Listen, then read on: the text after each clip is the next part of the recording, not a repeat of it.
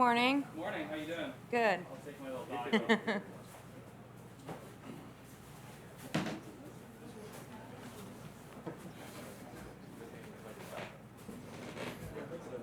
Cool. Good morning, everyone. We are pleased to welcome 2011 U.S. Open champion Rory McIlroy to the interview area. Rory, just talk a little bit about your preparation this week and how the course is playing. Yeah, it's certainly different to when we see it in January for the farmers, but it's really good. I had my first look at the course yesterday, played 18 holes. The setup's great. It's fair. Obviously with the dry Southern California climate, the greens have the possibility to get very firm. So I think they've taken that in mind, and the rough is playable. You can hit it in the rough and at least have a chance to get it up around the green, and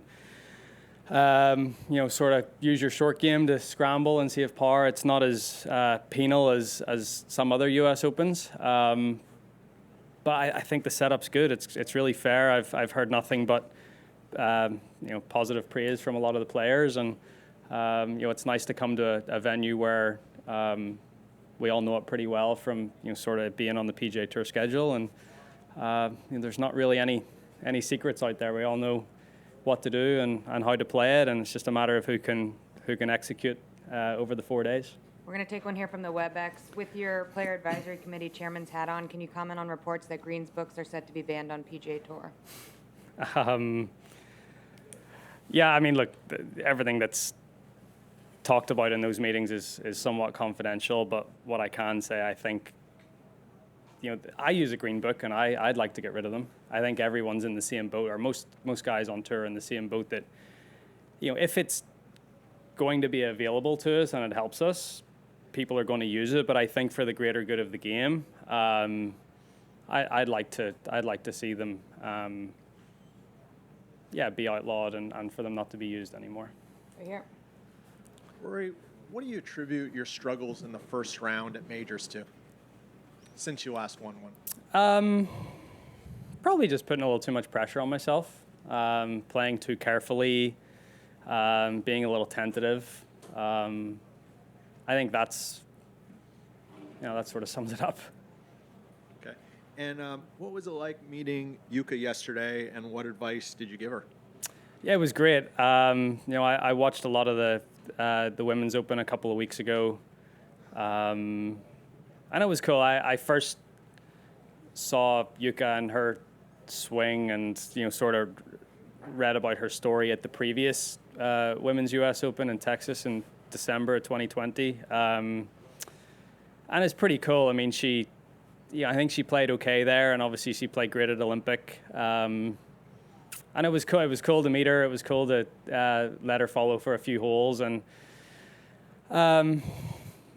obviously the talk turned to the golf swing and all that sort of stuff. And all I really said to her, she asked how can she be consistent for a long time, and how can she keep this sort of form going into the future. And I just said, what I've always tried to do is write everything down. Just, whatever feelings you have after a practice session, even if the swing looks the same on the video, the feelings that you have and the swing thoughts could be slightly different. And those feelings and those thoughts can come and go day to day. That's just the way golf is. But I think if you write everything down and sort of keep a journal of that sort of stuff, it's always a reference point to go back to. So that's all I was trying to tell her is to and it's boring to be at the top of the game for a very long time. You just have to keep doing the same things. Whatever works. And it's mundane and it's tedious, but everyone's got a blueprint of what their swing is, and if they keep on top of it and they do the same things, do the same drills, over time, you fast forward 20 years, you're probably going to have a really good career. All the way on the right. Roy, what do you think Mike Davis's legacy is going to be with the USGA? Drivable par fours. He likes a drivable par four. I think Mike will be remembered for someone that wasn't afraid to change it up. He brought the U.S. Open to a few different venues. Erin Hills, Chambers Bay, but he also wasn't afraid to mess around with the courses a little bit in terms of making what wouldn't be traditionally a drivable par 4, for example, into a drivable par 4. Playing tees 100 yards up. Even going back to Olympic when we played it in 12, moving that tee up 100 and whatever yards on 16 on Sunday, which probably cost a couple of people, the U.S. Open title. So just keeping players on their toes, I guess. I think that's the big. He's probably brought the USGA and the whole organization forward, being a little more progressive with it, and that's probably going to be what his legacy is. Right behind me, Todd. Rory, there's talk now of USGA and maybe the other organizations moving away from municipal golf courses such as this one to the more kind of elite 4 or 5. How do you feel about that, given you've participated in these public opens, so to speak? How do you feel about kind of them just getting back to a core of courses? I would be in favor of that. I like that. I think when you think of a U.S. Open, I think you think of the iconic venues that it has been played on. Obviously Pebble being one. Even like going back to 13 at Marion, I thought was a huge success. I thought that was a really great U.S. Open. Obviously Shinnecock. There's courses that are just synonymous with U.S. Opens, and I don't really think we need to go too far outside of those. It sort of worked for the Open Championship. They have a rota of a few courses. Yes, they went to Portrush for the first time in a long time a couple of years ago. But I think I think the reason Augusta has become what it has become is because people are so familiar with it, and year after year they tune in, they know the holes on TV, and I think it is one of the reasons that the Masters has become the spectacle that it is. Thank you. Hi, Roy. Pete was saying a couple of days ago that he thinks you're making real progress with this swing. Where do you feel you're up to now? I feel good. Pete and I had a few really good days in Florida last week. Like the technical and mechanical parts of it are all there. It's just a matter of going out in a U.S. Open setting and just trusting what I've been doing in practice, and then that gets more into the mental side of things, and just being really clear and really committed in what you're trying to do, and being as free on the course as I am on the range, and that's really that's the big challenge. But in terms of where everything's heading, it's definitely in the right direction, and we had some really good days last week. When you're driven and desperate to win majors again, how do you take the pressure off yourself in the first round? I guess by being indifferent, not by not caring, but by not putting myself under pressure that I have to care, I guess is the right way to do it. If I went out and played this golf course any other week, and you play free and and it's just the same thing as as I said to Adam there. It's just that you have to,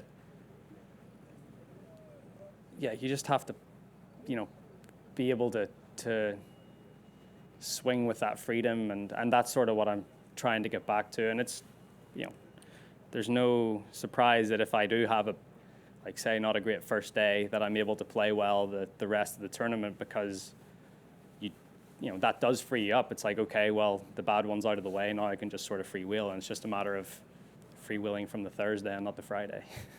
Alex on the right. Rory, fashion question first. The jacket, which looks pretty cool, by the way. Thank you. I mean, can you talk about something like that? Would you wear that out on the course? Can you wear that on the course? No, it's I just came from the fitness trailer. I just did a little workout, so it was the first thing I sort of took out of my suitcase. So right. It's comfortable, but no, I don't think I could swing in it. Okay. Second question: when you were answering the question about the greens book, you said that you thought that maybe it would be better for golf if there wasn't a greens book. I think that was pretty much what you said.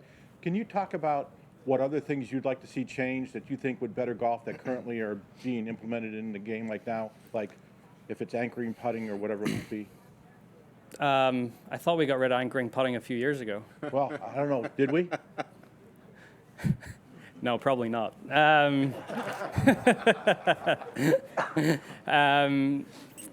Yeah, that is certainly something that I would like to see addressed as well. And I think there's a common consensus of, with the players on that one too. But look, the game of golf, I think, is in a great place. I mean, I think we always have these conversations of what we can do to make the game better or grow the game or expand the game. I mean, I think it's in a pretty good place. I mean, yeah, there's a couple of little things that us golf nerds want changed, whether it be green reading books or arm lock putting or whatever it is. But, from a whole and looking at the game from a, entirety of it, I think it's in a really good place. All the way on the right. Rory, can you expound on just why the green books are such an advantage? It's not that it's an advantage, really. It's just taking away a skill that takes time and practice to be mastered. I think reading greens is a real skill that some people are better at than others, and it just nullifies that. It nullifies that advantage that people have. So, yeah, and honestly, I think it's made everyone lazier. People don't put in the time to prepare the way they used to, and that's why you see so many more players at Augusta, for example, take their time around the greens, hit so many more putts is because they have to, because there is no greens book at Augusta. So, look, it might take practice rounds. It might make practice rounds a little longer, and you might have to do a little bit more work. But I think once we get to the tournament rounds, it'll speed up play, and I think it'll help the guys that really have done their homework. It'll help them stand out a little more. Right behind me, Doug. I always think back to 07 at Oakmont when Phil injured his wrist practicing out of the rough at Oakmont, and just made me wonder what it's been like this week. I'm hearing spotty, I'm hearing juicy in spots. Yeah, what's it going to be? It's I think if you see your ball sailing into the rough, you're hoping that you're just going to get lucky. There's some, it can settle into the kikuyu that's really sticky and juicy, but then it can settle into the, there's patches of, even you can see the patches of poa out there that are like the more like yellowish, brownish color. You just hope that your ball's going to land in one of those patches and you can get it out onto the green. But there's no substitute for hitting the ball off the fairway here. So, it's fairways and greens. It's a proper U.S. Open test, and the one way to keep you from injuring your wrist is by not going in it. And thinking about Bryson last year and his approach to how to play wing foot, someone brought up the idea. We talk about graduated rough, going deeper the farther you get away from the fairway. Yeah. Have you ever considered what it would be if they graduated it toward the green? In other words, they made it super thick and juicy at 290, 300, 310, deeper that way to prevent bomb and gouge. I don't like that, Doug, because I hit it 330. I know that. What would you think of that? You wouldn't think much, obviously. I wouldn't think much of it, no. I wouldn't like you setting up a golf course. Would it be a way to combat what Bryson did last year? Or Rory? Excuse me. I don't know, because Wingfoot's such a different animal to here. You had so many more openings into the greens at Wingfoot, for example. And the way those fairways were running, you could land it 30, 40 yards short and have it trundle up onto the putting surface. Where here, with the kikuyu grass, it's so spongy that you can't do that. It just hits and stops. So it depends on the course. It depends on the grass. There's so many different variables that go into it. I don't know. I mean, there's a, for example, I felt like the changes that Jack made to Memorial a couple of weeks ago, it took driver out of my hand a lot. And yeah, that's selfishly, I didn't like that because, if I can get driver, I can have shorter clubs into the greens. But it sort of makes it hard because then I'm having to hit 3-wood that goes 290. And Same. I know. And then the guys that I'm probably 20 yards longer off the tee are hitting drivers, and they're all of a sudden 15 yards ahead of me. And it's like, where's the balance? Where's the balance? So, Yeah, I don't know. It's a very you're not going to be able to set the golf course up completely, fairly for every single type of player. There's going to be golf courses that suit other players more than someone else, and I think that's just the way it is. We're going to take another from the Gonna WebEx. go with no. Looking back on your 2011 U.S. Open win, how would you compare your mentality heading into a U.S. Open week then to now? Yeah, I think the 11 U.S. Open was only my third one. And I'd played okay at Bethpage in 9. I missed the cut at Pebble in 10. Yeah, probably just a little more, less going on in my head, I guess, is probably the best way to describe it. Probably a little less cynical, too. Sometimes I think you can sort of get into that mindset coming into U.S. Opens. But yeah, just trying to, first time I laid my eyes on Congressional, I thought, I can see myself shooting scores out here. It's not as if it's it's the same as here. You hit fairways, hit greens, and you can shoot good scores. So just a matter of getting into a little more of a positive mindset going into the tournament. Last question right here. Rory, I know you've left frustrated from the big tournament so far this year, but how close do you think you are